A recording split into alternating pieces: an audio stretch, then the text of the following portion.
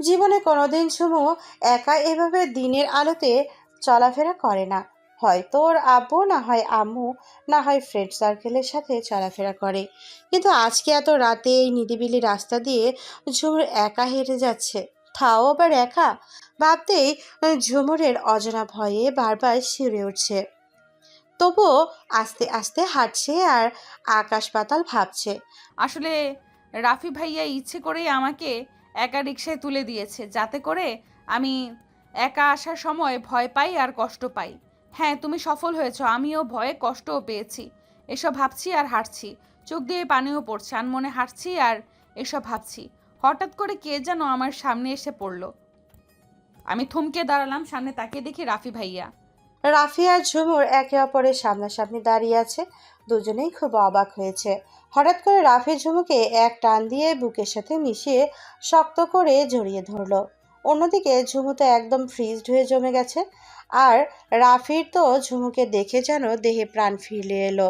Sorry, তোকে এভাবে একা আসতে দেয়া আমার উচিত হয় নাই।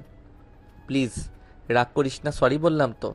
ঝুমু রাফির থেকে নিজেকে ছাড়িয়ে নিয়ে ওর দিকে এক পলক তাকিয়ে পাশ কাটিয়ে হাঁটতে যাবে, তখন রাফি এসে ঝুমুরের হাত ধরে ওর পাশে হাঁটতে লাগলো।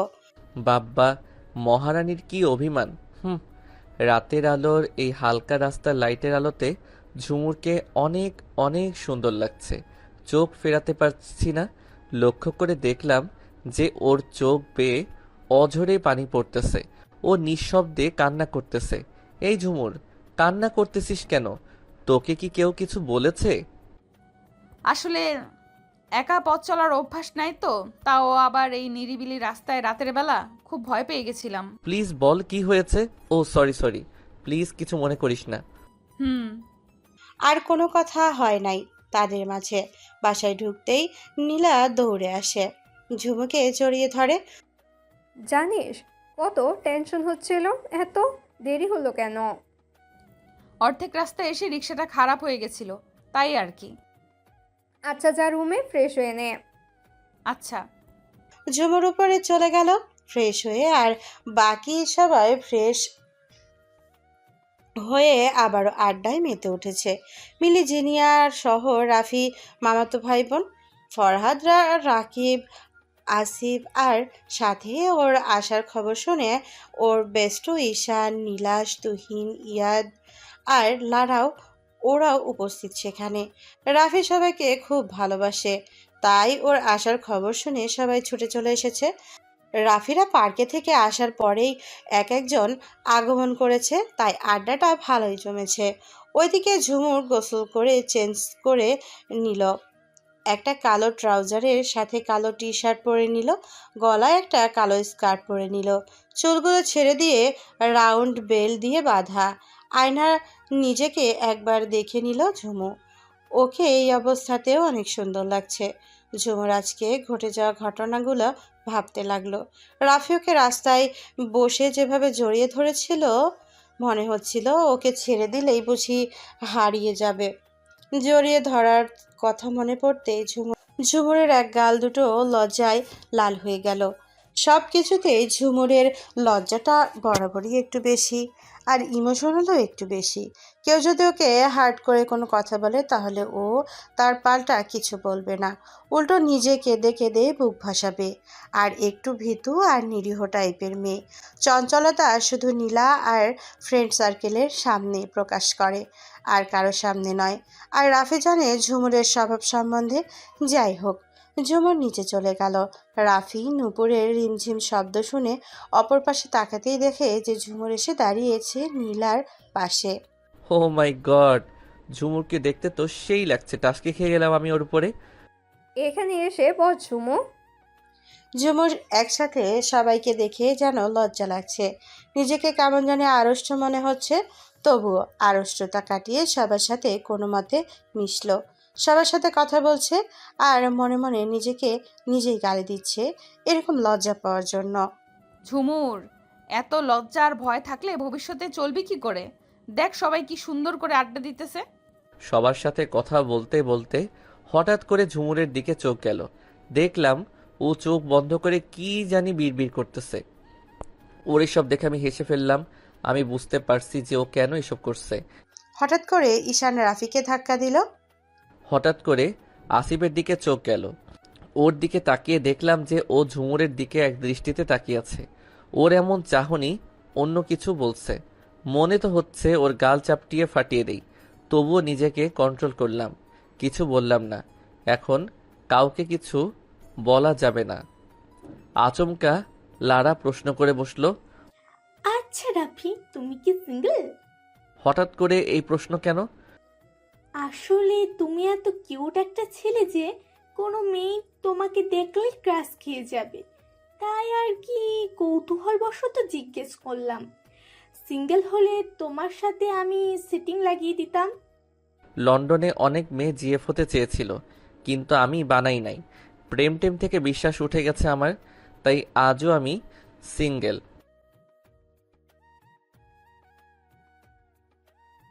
ধুর না, ছ্যাঁকা খাই নাই, তবে একজনকে খুব ভালো লাগে। নাম বললে চাকরি থাকবে না মামা। ঝুমুর রাফির দিকে এক নজর বিষণ্ণ নজরে তাকিয়ে আবার চোখ সরিয়ে নিল। যাকে আমি এত করে তোমার কাছে চাইলাম আল্লাহ, সেই কিনা অন্য কাউকে ভালোবাসে, তার মনের গহীনে জায়গা দিয়েছে। যাই হোক, সে যদি আমার ভাগ্যে থাকে তাহলে সে আমার হবে, এ নিয়ে আমি আর ভাববো না। হঠাৎ করে রাফির আম্মু এসে সবাইকে খাবার খাওয়ার জন্য ডেকে গেল। এই তোমরা সবাই খাবার টেবিলে যাও, সবার জন্য খাবার রেডি। সবাই তখন তাড়াহুড়ো করে ডাইনিং রুমে চলে গেল। আর ঝুমুর তাড়াহুড়ো করে উঠতে গিয়ে টেবিলের কোণায় ধাক্কা খেয়ে একদম পড়বে তো পড়বে রাফির উপরেই পড়ে গেল। আর রাফি তখন সবে মাত্র উঠতে যাচ্ছিল বাসা থেকে, আর তখনই ঝুমু এসে ওর উপরে পড়ায় আবার আগের জায়গায় বসে পড়লো।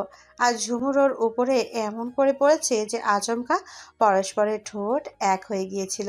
ঝুমুর রাফির টি শার্টের কলার আঁকড়ে ধরলো। এই ঘটনা তো ঝুমুর একদম হতভম্ব হয়ে গেছে। আর রাফি তো অবাক দৃষ্টিতে ঝুমুরের দিকে তাকিয়ে আছে। ঝুমুর ভয়ের জন্য চোখ বন্ধ করে রাফির কলার আরো জোরে ধরলো। আর রফি মনে উথাল পাথাল বইতেছে। এ আর নিজেকে কন্ট্রোল করতে না পেরে ঝুমুরকে টাইট করে জড়িয়ে ধরে ওর ঠোঁটে চুমু দিতে লাগলো। ঝুমুর রাফির বুকের সাথে একদম মিশে আছে। ও কোনো মতেই নিজেকে ছাড়াতে পারছে না। নীলা ঝুমুরের রাফির প্রতি ফিলিংসটা জানতো আগে থেকেই, তাই সেই সব দেখে সেই রুমের দরজাটা লাগিয়ে দিয়ে চলে গেল। ওইদিকে খাবার টেবিলে নীলা গিয়ে বলল,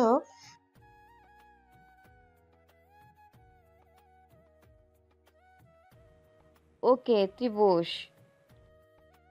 ওদিকে ঝুমুরের অবস্থা তো খারাপ। রাফি তো ছাড়া কোনো নামই নাই। রাফির একটা ঘোরের মধ্যে আছে, আর ঝুমুর নিজেকে রাফির থেকে ছাড়াতে ব্যর্থ। ঝুমুর এবার বুঝতে পারলো যে রাফি যদি নিজ থেকে ওকে না ছাড়ে তাহলে সে ছাড়া পাবে না। পাক্কা 10 মিনিট পরে রাফি ঝুমুকে ছেড়ে দিল। ঝুমুর রাফিকে এক ঝটকায় ছাড়িয়ে দাঁড়িয়ে গেল। এটা কি হলো? ওমা, তুই কি জানিস না? এটা তো একটা সিম্পল একটা লিপ কিস ছিল। এটা একটা সিম্পল লিপস্টিক ছিল? লন্ডনে থাকতে কত শত লিপ কিস করেছি, তার কোনো হিসেবই নাই। এটা তো আমার কাছে কিছুই না। ডাহা মিথ্যা কথা বললাম। এটাই আমার লাইফের প্রথম লিপ কিস। কি নাউজুবিল্লাহ, এসব কি শুনছি আমি? হ্যাঁ, এতে অবাক হবার কি আছে? আমি নিজেও নিজের কথা শুনে অবাক হচ্ছি। ছি ছি, ঠোঁট মুছতে লাগলাম, চোখে পানি টলমল করতে লাগলো। যে কোনো সময় বৃষ্টি শুরু হতে পারে। ওরে নীলুর বাচ্চা, দাঁড়া আমি আইতাছি। এমন সময় নীলা এসে পড়ল। বিদেশে গিয়ে তোমার এতটা অধপতন হয়েছে আমি ভাবতে পারছি না। আর কিছু না বলে সেখান থেকে দৌড়ে চলে আসলাম, না হলে সেখানে আরও কতক্ষণ দাঁড়িয়ে থাকলে আমার দম বন্ধ হয়ে যেত। ঝুমুর চলে যাবার পরে রাফির মনের খুশিতে একটা গান ধরলো। খাবার শেষে সবাই যার যার রুমে গেল। আর ঝুমুর বিছানায় আছড়ে পড়ে কাঁদতে লাগলো। শব্দহীন কান্না যাকে বলে। কান্না করতে করতে সেখানেই ঘুমিয়ে পড়লো। এরকম ভাবে ঝুমুর দিনগুলো কাটতে লাগলো। রাফির অপমান আর অবহেলা, কথায় কথায় ঝুমুরকে ইনসাল্ট করা যেন রাফির একটা অভ্যাস হয়ে দাঁড়িয়েছে। আর ঝুমুর সেগুলো সব মুখ বুজে সহ্য করে নেয়। সবকিছুর পরে রাফির জন্মদিন, আর সেটা রাফি নিজেই ভুলে বসে আছে। নীলা, মিলি, রিয়া, ঈশিতা, জিনিয়া ওরা এসেছে ঝুমুরের রুমে রাফির জন্মদিনে সারপ্রাইজ প্ল্যানটা কি করবে সে বিষয়ে আলোচনা করতে। কারণ ঝুমুর সারপ্রাইজ প্ল্যানের দিক থেকে টপ। ঝুমুরও তাদের খুব সুন্দর করে বলে দিল কি কি করতে হবে। নেতৃত্বটা ঝুমুর নিজেই দিল। তোমাদের যা যা করতে বললাম তোমরা তাই তাই করলেই হবে, বাকিটা আমার উপরে ছেড়ে দাও। আর যেগুলো জিনিসগুলোর কথা বললাম সেগুলো আমি লিখে লিস্ট করে দিব, তোমরা তা আনার ব্যবস্থা করো। কিন্তু একটা শর্ত আছে।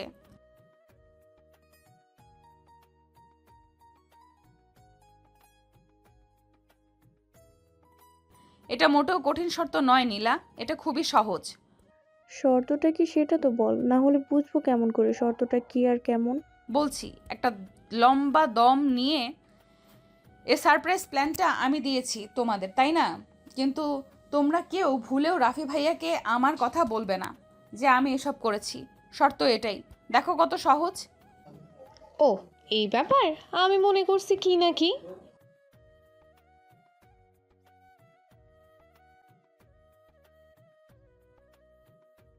নীলার বাচ্চা, আমি তোকে পরে সব কিছু বলবো, প্লিজ একটু বোঝার চেষ্টা কর।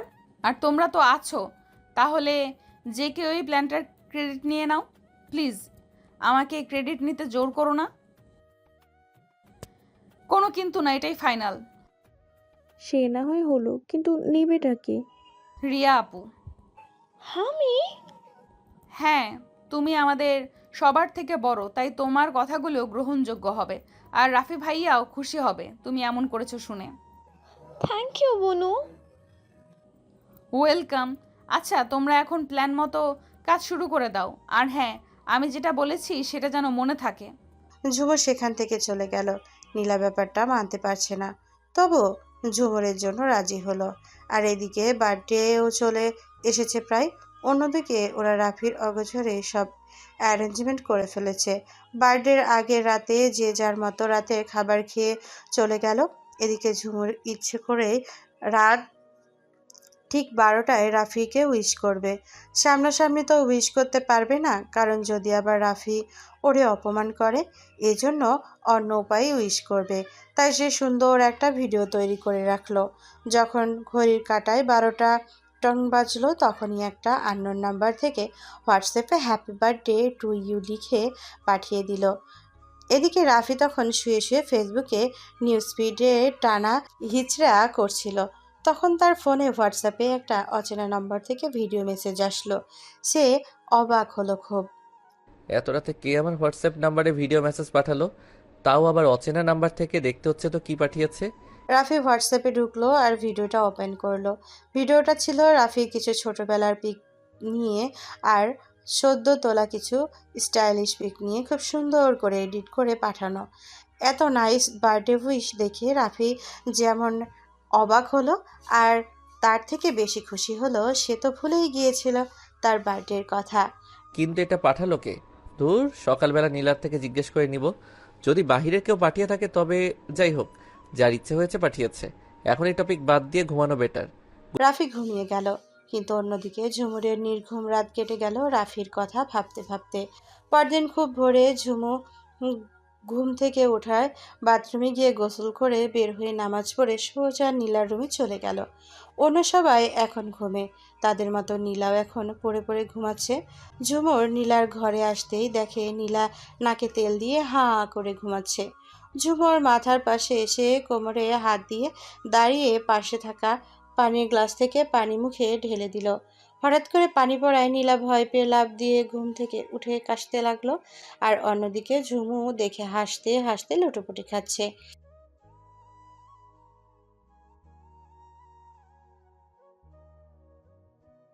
ওই ওই কি বললি? যা করেছি বেশ করেছি, নিজে মহা আরামে ঘুমাবি আর আমি এদিকে কাজ করতে করতে শহীদ হয়ে যাব। হয়েছে হয়েছে, আর লক্ষ্মী মেয়ের মতো উঠে ফ্রেশ হয়ে নাও তো আমার সোনা নীলু গুলু আলু।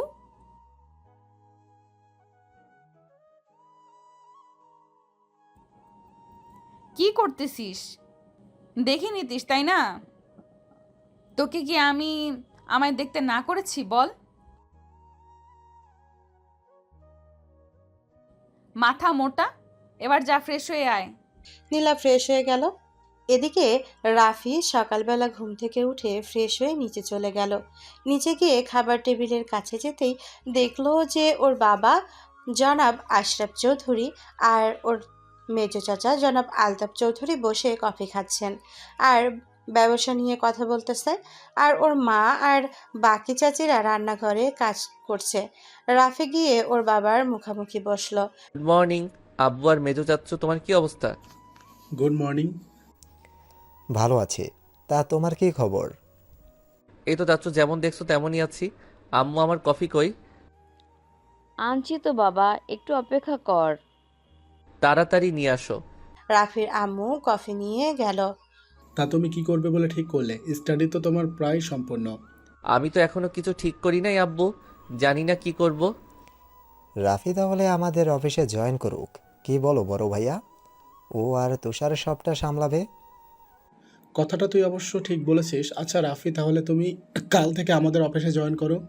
ওকে আব্বু। আচ্ছা বৌমা, আমার ঝুমুর, ঝুমা, তুষার ওরা কোথায়? বাবা, উনি তো সেই সকালেই অফিসের উদ্দেশ্যে বের হয়ে গেছে। আর ঝুমুর নীলার সাথে। ঝুমা এখানে কোথাও আছে। ও আচ্ছা, তাহলে আমার ঝুমু আম্মুকে একটু ডেকে দাও। আচ্ছা বাবা। অর্ণা গিয়ে ঝুমুরকে ডেকে দিল। ঝুমুরের সাথে নীলাও এলো। ডেকেছিলে আম্মু? হ্যাঁ আম্মু, এখানে আমার পাশে এসে বসো। ঝুমুর গিয়ে ওর বাবার পাশে বসলো, যেখান থেকে সরাসরি রাফিকে দেখা যায়। রাফি আজকে ব্লু টি শার্ট পরেছে আর কালো ট্রাউজার, চুলগুলো একপাশে সেট করা। ঝুমুরের তো বুক ধড়ফড় করতেছে রাফিকে দেখে। আর অন্যদিকে রাফি ঝুমুরের দিকে এক দৃষ্টিতে তাকিয়ে কফির মগে চুমুক দিচ্ছে। ঝুমুর আজকে বেগুনি রঙের একটা লং কামিজ পরেছে আর সাথে চুড়িদার। রাফি তো পুরাই ক্রাশ খাইছে। আবার রাফির মনে তো গান বাজতেছে। পড়ে না চোখের পলক, কি তোমার রূপের ঝলক, দোহাই লাগে মুখটি তোমার, একটু আঁচলে ঢাকো, আমি জ্ঞান হারাবো, মরে যাব, বাঁচাতে পারবে না কেউ। হ্যাঁ, অন্যদিকে নীলা গিয়ে ওর আব্বুর চোখ চেপে ধরলো। মিস্টার আশরাফ মনোযোগ দিয়ে পত্রিকা পড়তেছিল। নীলা খেয়াল করে নাই। নীলা ইশারায় রাফিকে বলা যাতে করে না বলে। রাফি হাসলো। তুমি আমার নীলা আম্মু, তাই না? আমার মামনিকে আমি চিনবো না তা কি করে হয় বলো? I love you so much আমার শেজাদি। হ্যাঁ, ইচ্ছে মতো ভালোবাসো, আমি তো জোয়ারের পানিতে ভাইসা আইছি। রাফির কথা শুনে ঝুমু হি হি করে হেসে দিল। ওর মতো সবাই হেসে দিল। রাফি ঝুমুরের দিকে বাঁকা চোখে তাকালো। রাফির এমন চাহনি দেখে ঝুমুর ভয় পেয়ে তৎক্ষণাৎ হাসি থামাতে গিয়ে কাশতে লাগলো। আরে আরে আস্তে আস্তে আম্মু, এই নাও পানি। ঝুমুর ওর বাবার থেকে পানির গ্লাস নিয়ে রাফির দিকে তাকিয়ে এক ঢোকে পুরো পানি শেষ করে নিল। রাফি ওর এমন অবস্থা দেখে হাসতে লাগলো। ঝুমুর চোখ গরম করে রাফির দিকে তাকালো। কে বলেছে তোমাকে আমি ভালোবাসি না? তোমাকেও তো আমি ভালোবাসি আব্বু, কারণ তুমি আমার একমাত্র পুত্র। তোমাদের দুজনকে আমি অনেক ভালোবাসি। জানি আব্বু, বলতে হবে না, আমি মজা করছিলাম। ঝুমু আম্মু, তুমি নাকি এই কয়েকদিন ঠিক মতো খাবার খাও না, তা কি ঠিক বলো? না মানে আসলে আব্বু, খাবার খেতে ভালো লাগে না। এসব করলে কেমন করে হয় আম্মু বলো? ঠিক মতো খাবার না খেলে তো তুমি অসুস্থ হয়ে যাবে। দেখো দিন দিন কীরকম শুকিয়ে যাচ্ছ, চোখ মুখ শুকিয়ে একদম বসে গেছে।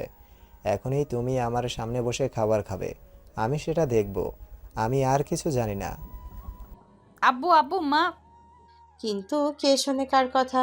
ঝুমুরের আব্বু ও আম্মুকে বলে খাবার আনিয়ে এক গাদা খাওয়া ঝুমুকে খাইয়াতে ছাড়লো। খাবার খাওয়া শেষে কিছুক্ষণ গল্পগুজব করে যে যার কাজে চলে গেল। আর এদিকে রাফি ভাবতে লাগলো, আমার যে আজকে জন্মদিন, সেটা কি সবাই ভুলে গেল নাকি? কারো যে কোনো হেলদোল নাই। সে যাই হোক, আমি নিজেকে বলতে যাব না বার্থডের কথা। অন্যদিকে ঝুমুরের তত্ত্বাবধানে ওদিকে অগোচরে সব কিছু কমপ্লিট করা হলো। বলতে গেলে সব কাজ ঝুমুই করেছে। এবার শুধু সন্ধ্যা হবার পালা। সারপ্রাইজ প্ল্যান সব রেডি। রাফি সন্ধ্যাবেলা বাইরে যাবার জন্য বের হওয়ার জন্যই তৈরি হলো। একটা লাল রঙের টি শার্ট আর তার সাথে জিন্স প্যান্ট, আর চুলগুলো জেল দিয়ে একদিকে সেট করে নিল। খুব সুন্দর লাগছে রাফিকে, কিন্তু রাফির মন খারাপ, কারণ কেউ তাকে এখনো বার্থডে উইশই করে নাই এখনো, এমনকি তার ফ্রেন্ডরাও না। তাই এখন নদীর পাড়ে যাবে মনটা ফ্রেশ করার জন্য, আর রাতে দেরি করে বাসায় আসবে। রাফির মনে একটা হচ্ছে ছিল রাফির মনে একটা ইচ্ছে ছিল যে কেউ তাকে উইশ করুক আর না করুক, ঝুমন নিশ্চয়ই করবে, কিন্তু তাও হলো না। কি রে রাফি, কোথাও যাচ্ছিস নাকি?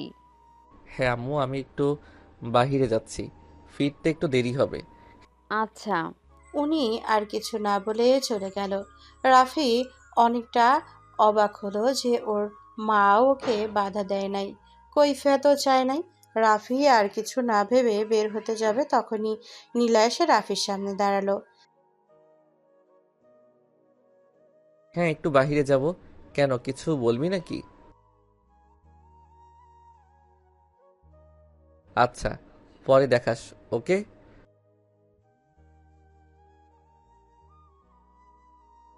ওকে ওকে, বই নামার, চিল্লাস না প্লিজ, চল।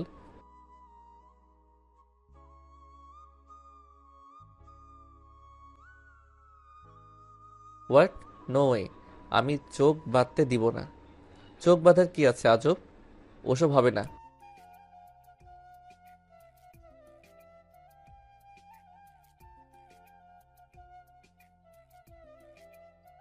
ব্ল্যাকমেইল করতেছিস? আচ্ছা বাদ নে।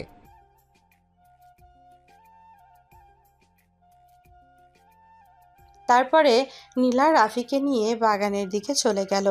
তখনই সারপ্রাইজ প্ল্যানটার ব্যবস্থা করা হয়েছে। বাগানের ওদিকটায় একটা খোলা জায়গা আছে, আর সেখানে বিভিন্ন ধরনের ফুলের গাছ আছে। নীলা সেখানে গিয়ে রাফিকে দাঁড় করালো। রিয়া পাশ থেকে এসে ওদের সাথে দাঁড়ালো। তার ডান পাশে একটা গাছের কোণে এসে ঝুমুর দাঁড়িয়েছে। না জানি কি না কি করবে। আমি রেডি।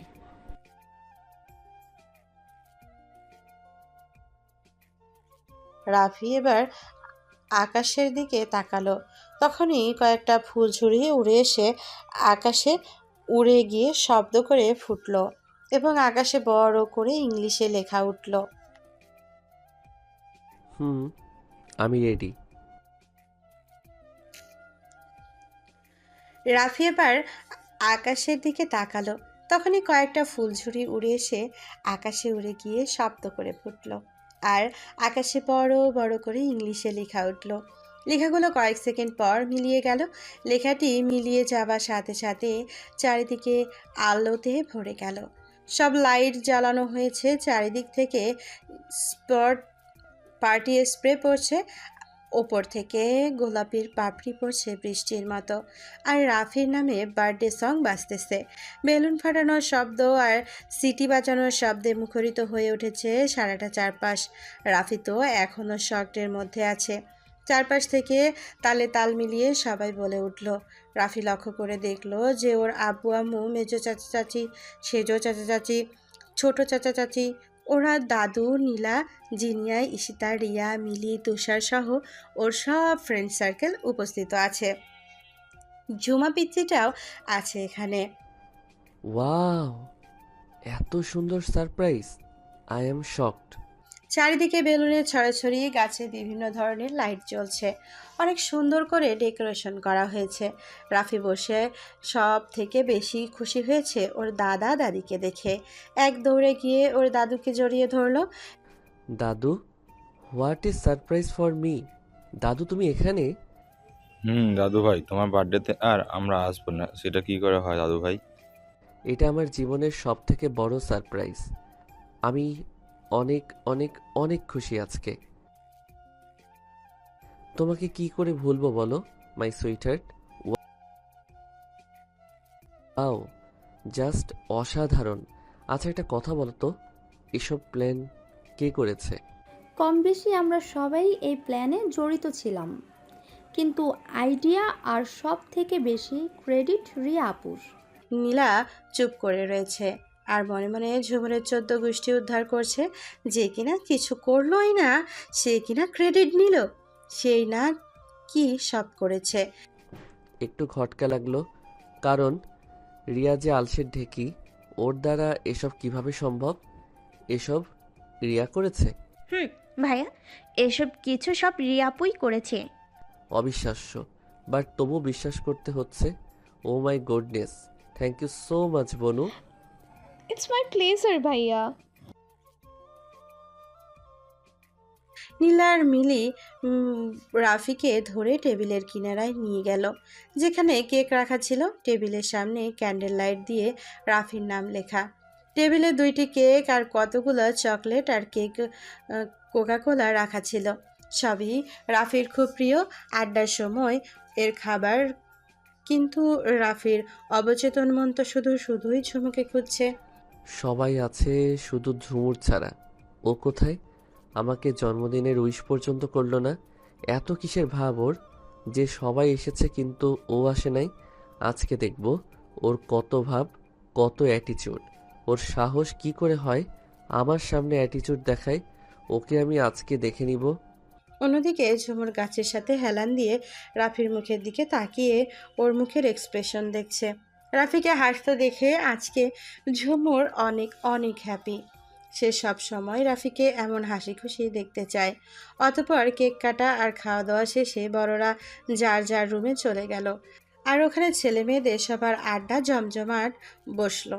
তখনই আবির নীলাকে প্রশ্ন করলো,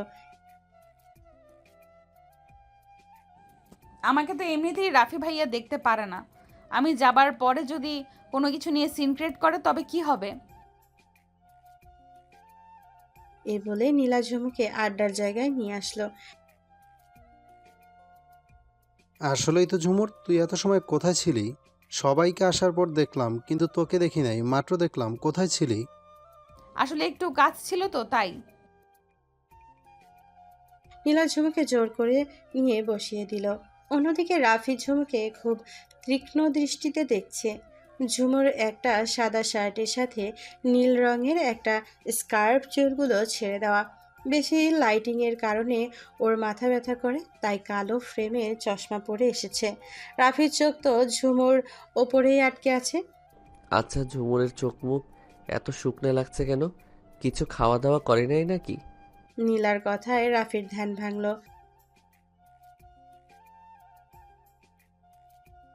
কি? আমি ওসব পারবো না। আমি একবার ঝুমুরের গান শুনেছিলাম, এত ভালো লেগেছিল যা বলার বাইরে। প্লিজ ঝুমুর, আবার গানা। কি বলিস, তাই নাকি? ওই ঝুমুর, স্টার্ট করতো জলদি। সবাই ঝুমুরকে গাওয়ার জন্য চাপ দিতে লাগলো। ওকে ওকে গাইতেছি। ওই নীলা, যা তো আমার গিটারটা নিয়ে আয় তো। নীলা এক দৌড়ে ঝুমুর রুমে গিয়ে ওর গিটারটা নিয়ে এলো, এনে ওর হাতে দিল।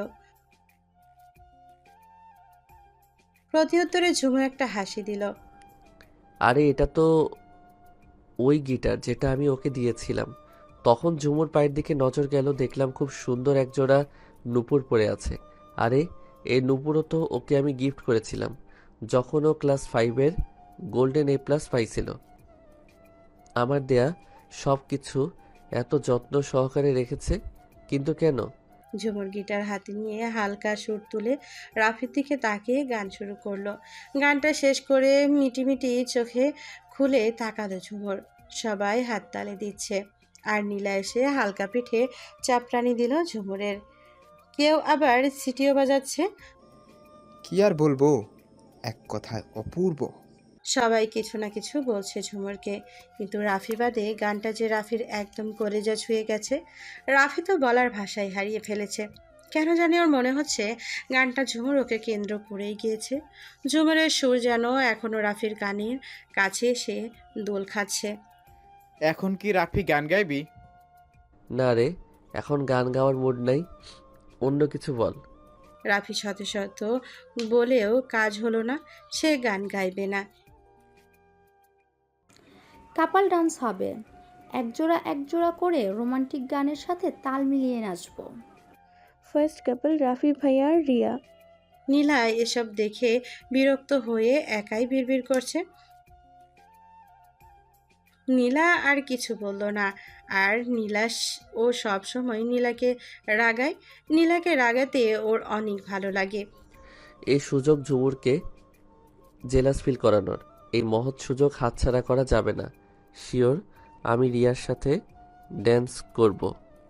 হা হা হা হা।